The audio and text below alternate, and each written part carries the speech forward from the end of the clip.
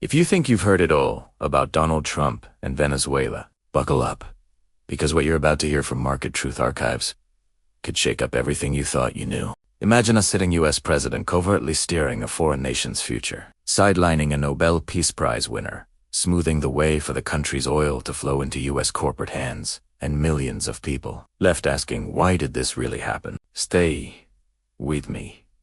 Before we go any further, if you're watching this on YouTube and want deep, hard-hitting breakdowns like this from Market Truth Archives, hit that like button, smash subscribe, and tap the bell so you don't miss our next investigation. So here's the backdrop. Venezuela has been mired in crisis for over a decade: economic collapse, political unrest, disputed elections, and crushing sanctions. Nicolas Maduro, whom many critics call a dictator, kept power after elections that huge swaths of the international community said were not free or fair. The U.S. responded with crushing sanctions and calls for regime change. Then came 2025, when the Nobel Peace Prize was awarded to Venezuela's opposition leader, María Corina Machado, for her relentless push for democracy and her struggle against authoritarian rule. That award alone was a global headline and deeply symbolic. Machado's victory was hailed by supporters around the world, but in a twist even seasoned geopolitics watchers didn't expect. She dedicated her Nobel Peace Prize to Donald Trump. She argued that his administration's tough stance against Maduro was instrumental in advancing democratic goals. In Venezuela, that gesture made international news, and it left many people puzzled.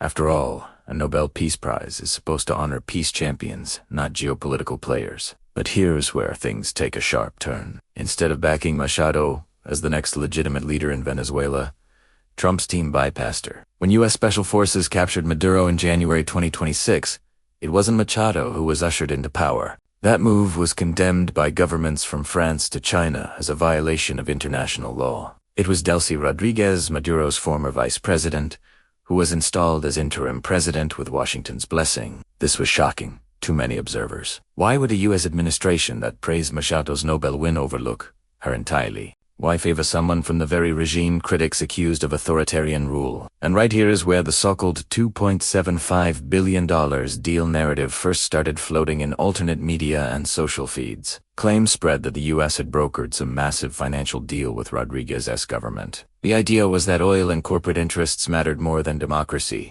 Whether or not that exact dollar figure holds up in official accounts, Washington's priorities clearly shifted. Securing Venezuela's oil sector and opening doors for U.S. corporations became central goals. These were goals Maduro had long resisted under nationalization policies. Reporting made that shift increasingly clear. What's even more intriguing is the contrast between global headlines and Venezuelan reality. Machado's Nobel win symbolized hope and change, but when she walked into the White House and publicly offered Trump her physical Nobel medal, she walked out without political backing. The moment became emblematic of something deeper. Trump later posted about the meeting, calling it a gesture of mutual respect. But he also said Machado didn't have the support or respect within the country. That claim baffled political analysts. Polls suggested she was widely popular. So what was behind the pivot? For weeks, U.S. intelligence quietly pushed a narrative of stability in oil production.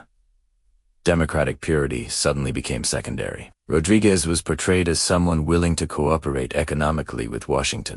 That willingness caught the attention of major U.S. energy executives. Venezuela's vast reserves had long been coveted. Already by early 2026, Trump publicly boasted that U.S. oil companies would invest there. He said they would make a lot of money.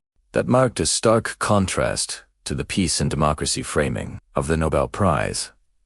Moral symbolism clashed with economic reality. It is one thing to speak of liberation. It is another to engineer outcomes that benefit selective interests.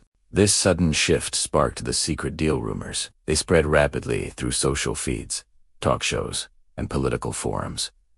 Meanwhile, Maduro's capture dominated global news. Some celebrated it as justice.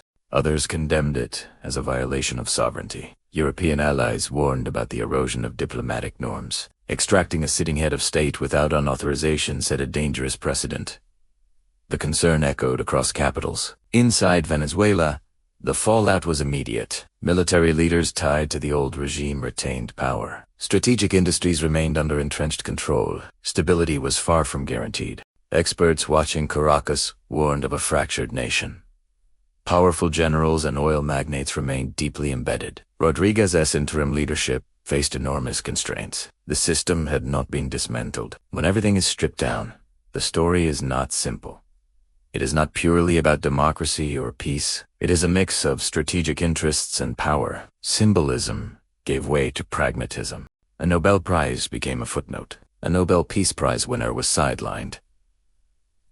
A leadership vacuum emerged. Less visible forces moved in. This raises difficult questions about global politics. International honors do not guarantee power. Energy resources still dictate priorities. Strategic interests can override ideals. For everyday observers, this is a reminder. Headlines rarely tell the full story. Reality unfolds behind closed doors.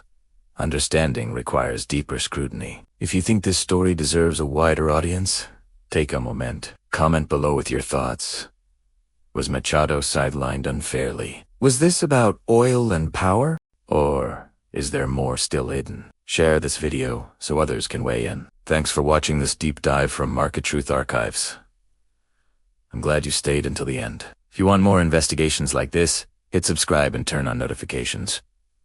The world is complicated. Understanding it starts with asking the right questions. Together,